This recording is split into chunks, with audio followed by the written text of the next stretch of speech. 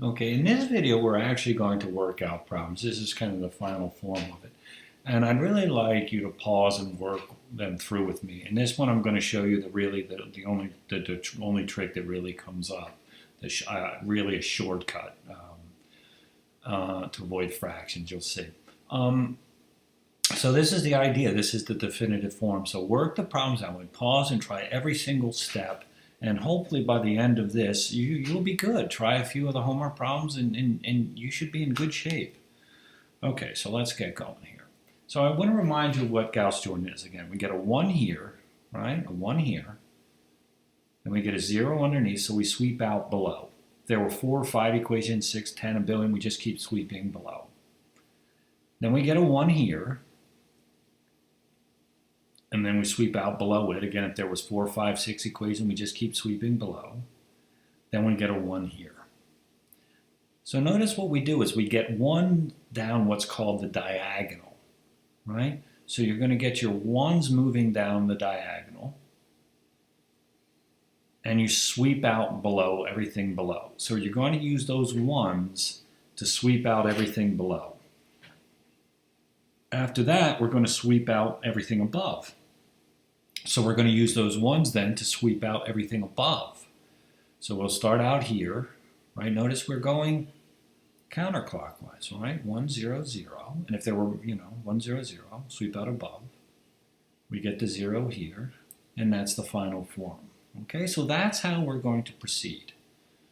Okay, so I'd like you to set this up, and you should be able to get the 1, 0, 0. So give it a try. Get a 1, 0, 0. Pause it and give it a try. Then I'm going to come in, and again, anytime you need, just pause it. Try to work these out with me, and you'll be fine. There's no gimmicks or tricks or any shortcuts in this first one. Remember, Gauss is a well-defined process. Follow it. Okay, let me jump in. So this is the standard process. There's no shortcuts involved here. Okay, here's it in the simple form. Right, here's my simple form.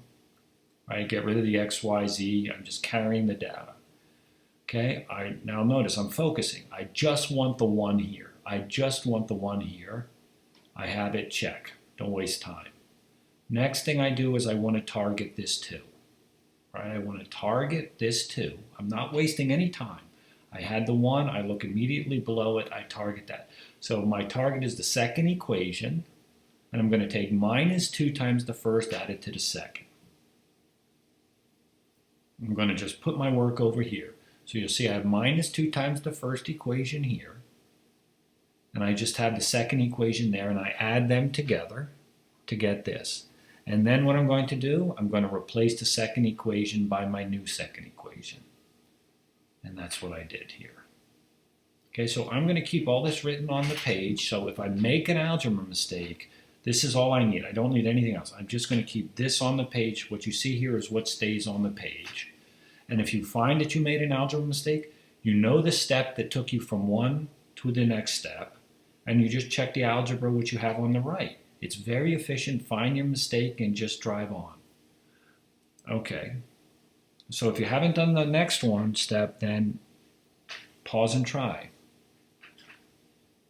Okay. I'm targeting the 1 and the third equation, and I'm going to use the pivot as the first equation.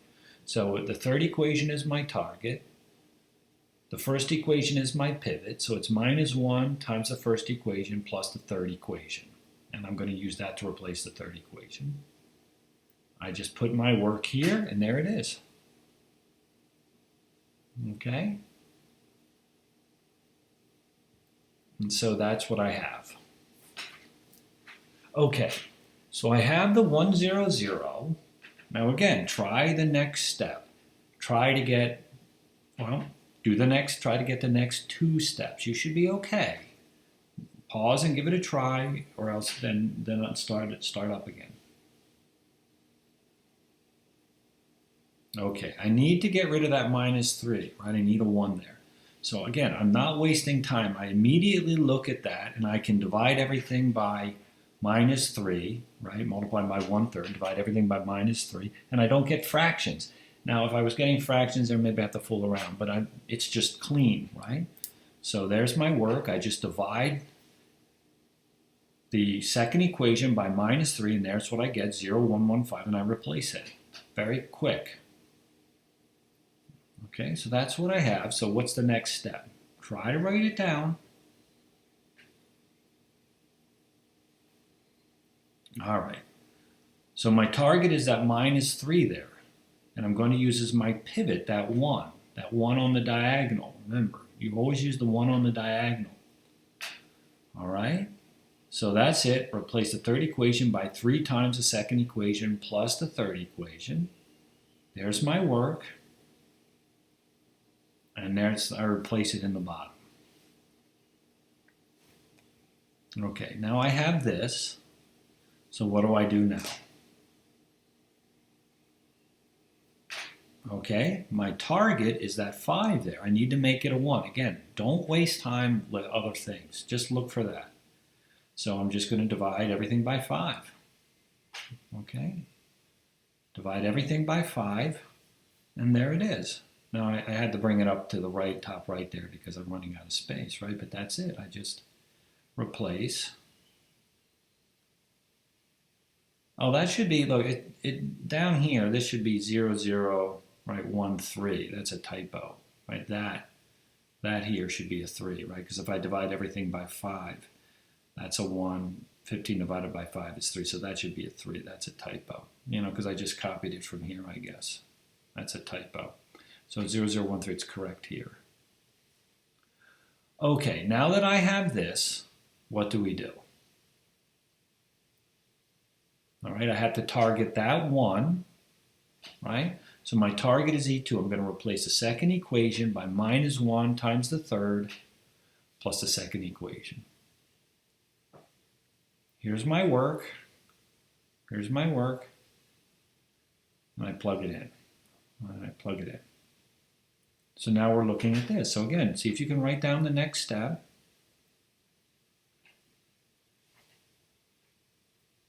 Okay, I'm targeting the 1 in the first equation, and I'm using as my pivot to third equation. So immediately it sets up, replace the first equation with minus 1, the third equation times the third equation plus the first equation. Right? Only focus on the appropriate data. Don't waste time. There's my work, and I replace the first equation. Okay, do you know what to do next?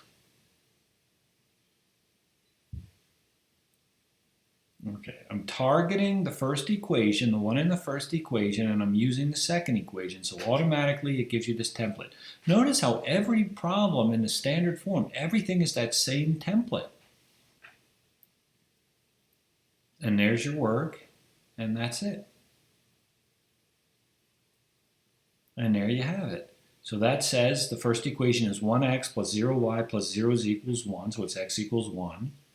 From the second equation, I get y equals 2. From the third equation, I get z equals 3. And then you should check your work. You go back. I'm not going to do it, but go plug into your original system and make sure you get 6 equals 6, minus 3 equals minus 3, and 6 equals 6, top left, the original problem. Plug them back in there, and if it doesn't work out, you made an algebra mistake, right? So go back and go through all your work here, and I probably had that mistake with the 0015 down here, right? I probably did that and messed it up, I'm sure, and had to go back and fix it. But that's the kind of thing. You have all your work written out everywhere here, right? So if you found you made a mistake 5 here, you'd find it, right? You'd have this number wrong here, and then you just fix it and finish off. So that's key. You have to finish it efficiently. Again, don't be fooled. People can say, well, I can do it in shorter steps or do all these gimmicks. I don't care. I want to get the right answer fast. Okay, here's your next one. So give it a shot. Convert it to the shorthand form and try to get 1, 0, 0.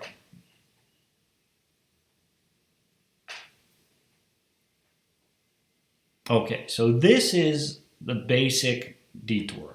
I mean, what you want is, you want to use Gauss, but if you can avoid fractions, this is the most basic way. And then the next one I'll do the main detour. But this is what we're going to get. Gauss is a path, is a set of directions. You can deviate from those directions, right? If I give you directions of how to get from A to B and you deviate, it's at your own risk, right? So what I think is stay with the Gauss process as long as possible, deviate off the path for a short and then get back on the path, right? We don't want to take any risks. So this is a basic detour. So this is it set up in shorthand notation. I have a 1 there, right? That's all I'm looking for, good to go. I aim for the 2. 2 is my target. 1 is my pivot. So I'm replacing the second equation with minus 2 times the first plus the second. There's my data, and I've replaced it. Okay, again, pause if you're not doing it. I want you to work with me on these. That's what I have. Okay, so 3 is my target. 1 is my pivot. So it sets up, replace the third equation with minus 3 times the first plus the third. Here's the calculations, and there it is. Okay? Now, this is where the basic detour comes in. Okay, Gauss would say, I want to get a 1 there for the minus 11, right? But the problem with that is I'm going to get fractions. So can we be a little clever about this, right? And that's the idea.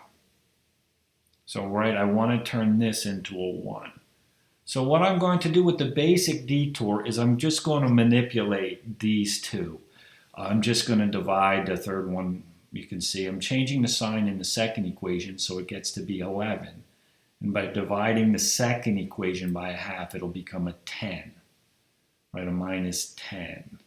And so this is it. You're really just manipulating one of the equations. The sign in the second equation is just token. But really what I'm doing is I'm manipulating the third equation so it turns into this. See, notice what I have now is I have an 11 there, right? And then the minus 10 I can add to the 11. If I didn't change signs, I just, you might have a minus 1, you have to fix it later or something. But that's the idea. I'm really just manipulating one of the equations. The second is just a change of sign. So I'm manipulating just one. For the main detour, you have to manipulate both, you'll see. But I'm really just manipulating the third equation here, just one equation. So here you can see what to do, right? So I'm really going to then just add the third equation to the second equation. Notice that the notation is always the same thing. There's only, there's not a lot that can happen. All right, so it's minus 1/3. So I'm just going to put the work over here, and you see that gives me the 1. So really all I did is I manipulated essentially one equation, the third one. Okay, the sign is token. Okay, so now I'm back on the path again. Everything is the way it should be. And now I'm going to continue with the Gauss-Jordan process. So again, what Gauss really would have told me to do right there, I have to ultimately get a 1. But the Gauss would have just implied divide everything by minus 11. So I did this detour in order to avoid the fractions. Now I have a 1 there, so I'm back on the path. Okay, so what do I do next then? That's up top right. That's what I left off. What do I do next? You should be able to finish that. Okay, so I'm targeting the minus 10, right? I'm using the 1 in the second equation, so that's my format. That's my calculation, and I replaced the third equation. Okay, and again, now I have this, so what do I do next? Okay, I need a 1. Minus 4 is my target. I'm just going to divide everything by minus 4. Notice I don't get any fractions. It's all nice and clean. Right? And that's what I get. Okay, so there you are. I mean, it's really working smoothly. Hopefully you're getting the idea. Now, again, don't be frustrated originally. It takes some practice. So if you work along with me, hopefully you're starting to see. I have the 0 there, so I don't have to worry about that. So what do I do next? Again, pause, try it. Okay, the 3 is the target. The 1 is the pivot. Again, you're always going to try to use these 1s on the diagonal there, on that diagonal line, right? So always use those 1s. So 1 is my target, my first equation. I'm doing minus 3 times the pivot, which is the third equation plus the first equation. Here's my work, and I substitute it in. Okay, so now what do I do? I'm targeting the 6 in the first equation, so I'm replacing the first equation by minus 6 times the second equation plus the first, because the pivot is in my second equation. There's my work, and I'm done. So this is what your page should more or less, I mean, you can do what you want, but this is more or less what your page should look like. Now again, if you make an algebra set, you take those, you plug that back into the original equations up at the top left, and if it doesn't work, you made a mistake. You have everything on your page to quickly and efficiently check your work. That's the key. You're going to make a mistake, right? But you can go back because all your work here is here and all your steps. You quickly find it and then just work it through and you'll be able to finish in an efficient way. Don't restart the problem from the beginning. So you should check. I'm not going to, but, oh, of course I did, but you check your work. Okay, here's another one. Try to get the 1, 0, 0. That's usually never the problem, the 1, 0, 0. So pause and give it a shot. Okay, so this is the main detour. Right, the minor detour is effectively I just have to manipulate one equation. This one we're going to have to manipulate two. So here's my notation, shorthand notation. Right? The 1's valid, so I'm just going to drive through this. You should hopefully be okay. If you need to, pause. I have a 1 there, so I'm good to go. Now I have to target the 2. The 1 is my pivot. The 1 is on the diagonal. So I have this format. And there's my work. Again, if you need to check your work, pause. Okay, what do I do here? 3 is my target. The 1 is my pivot. So that's the format. That's my work. Okay, so I have the 1, 0, 0. Again, they're locked in. They never change. Now you see here is a problem. I can't just manipulate. Now you could say you could take that 2 above the 5, right? But again, if you multiplied the first equation here by 2, you'd have a 2 here, and then when you add it, you mess this up.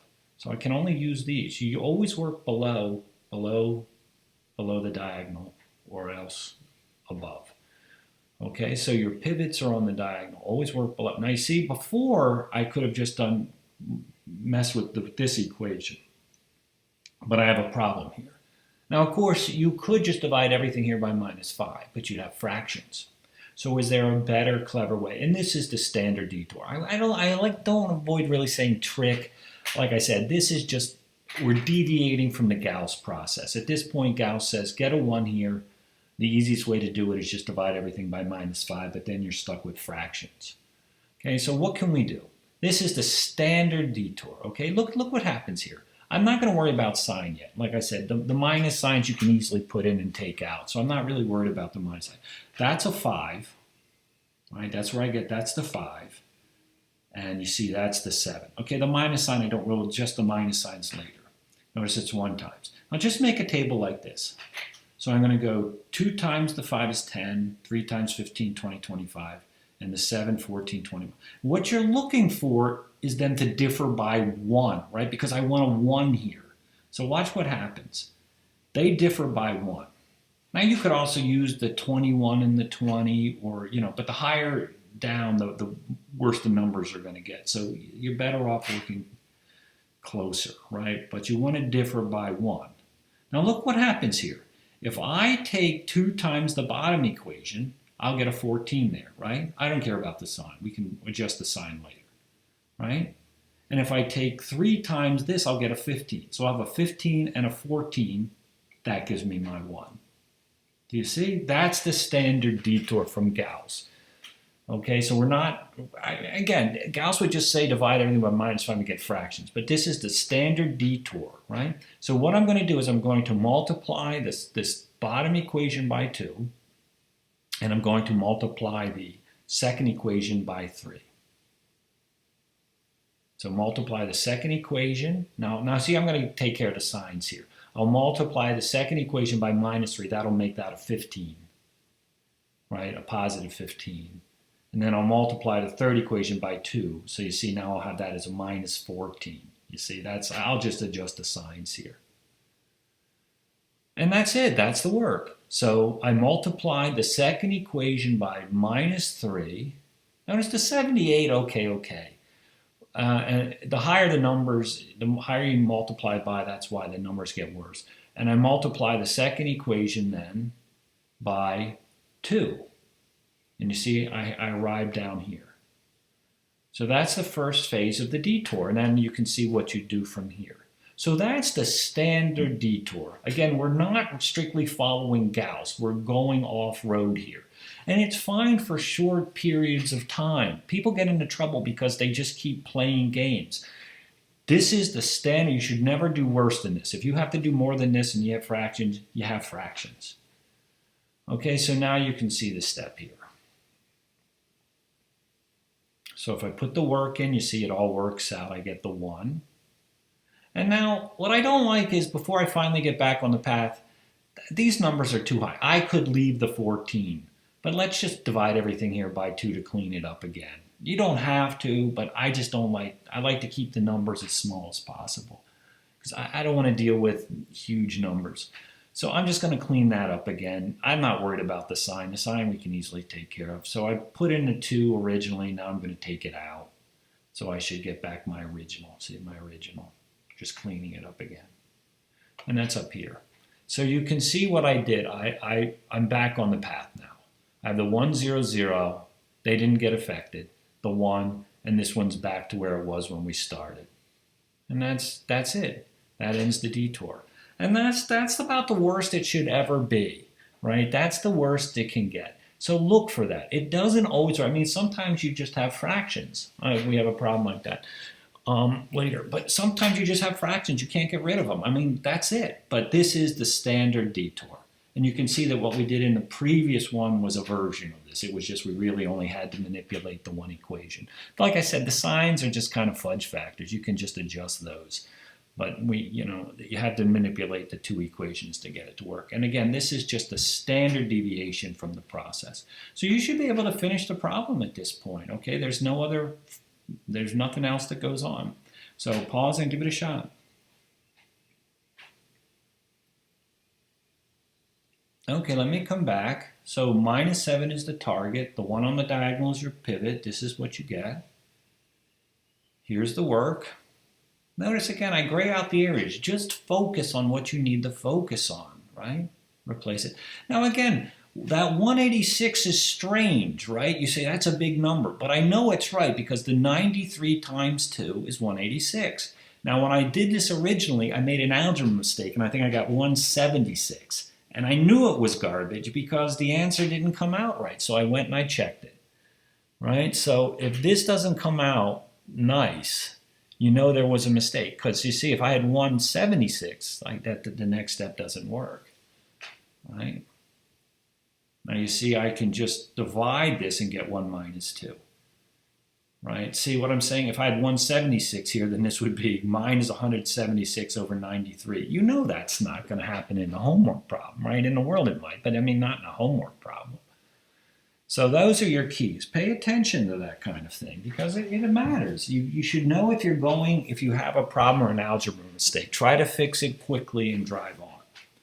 And you're always going to make one. Okay, so you should be able to finish this off. Okay, I target the minus 14. I use the 1 on the diagonal. Right? There it is. Okay, next thing I'm going to do is I target the minus 3. I use the 1 on the diagonal. Right, there it is.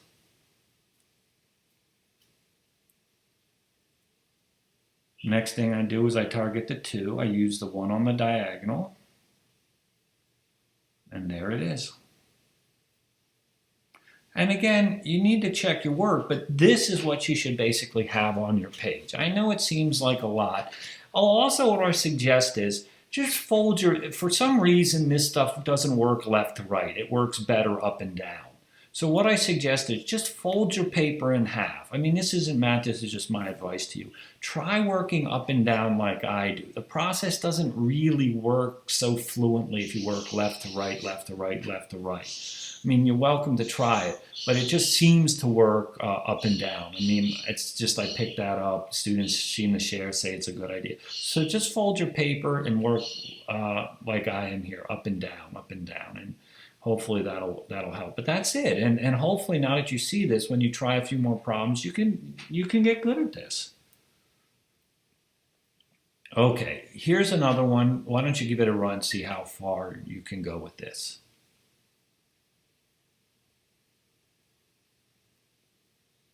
Okay, let me jump in. And here's the shorthand version, right? I need a 3. That's my 1. I'm just going to swap them out. There's no sense getting clever about this. Just swap the first and second equations. 3 is my target. I'm going to use 1 to get there, and there I have it. Right, now I'm in this form. I just swap my equations. The second equation becomes the first becomes the second. So I'm here. Now 3 is my target, 1's my pivot. There's my work.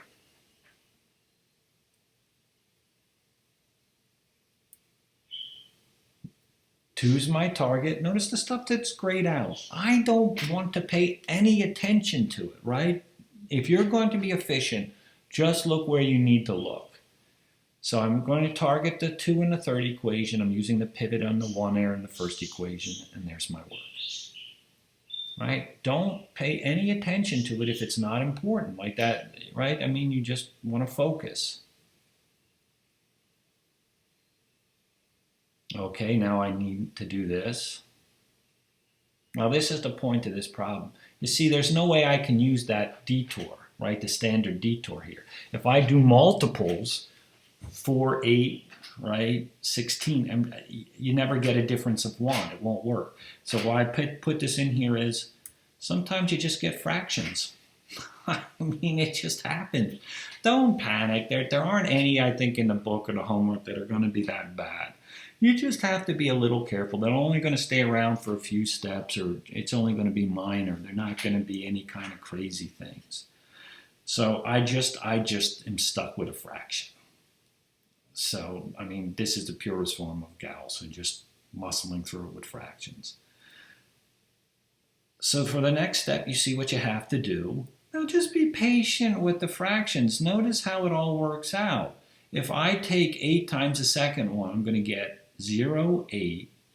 Now, mine is 5/4 times 8. 8 times 5 is 40. Divided by 4, 10. Mine is 10. That's how you get this. So you see, it worked itself out pretty easily. It looks like it's going to be a bad situation, but really, it's not going to get worse than that. If you have fractions that are worse than that, you probably made a mistake. Okay, so that's about the worst of it. Okay, so now I'm going to get a 1 down there. Now I have to work on the minus 5/4. And I mean, again, you're going to get fractions sometimes, but just be patient with it. And you see, it's really not that big a deal. If you do minus 5/4 times the third equation, right? Remember, minus 5/4 2 would be minus 10 over 4. So minus 5/2. And then just add your fractions. 3 is 6/2 minus 5/2 is 1/2. Right? So again, don't stress out. Just put your work in and take your time when you have fractions. Everyone's weak at fractions. Just take your time. Be cautious. Okay? So now you see the fractions aren't really going to affect the problem anymore. So try to finish it off. So that's the next step, targeting the minus 1. Notice everything else is grayed out. I only concentrate on those 2.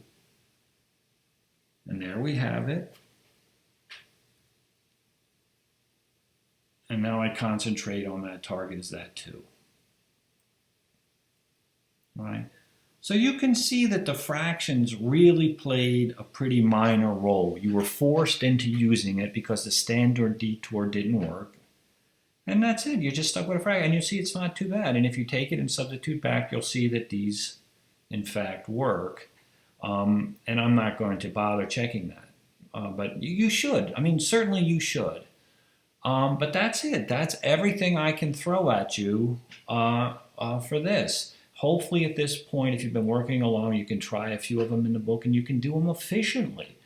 Okay, so you should be able to solve systems of linear equations by using Gauss-Jordan elimination, right? So you should be able to do it, and that's all the possibilities right there. We've done every kind of case. You just have to practice at this point. Okay, good luck with that.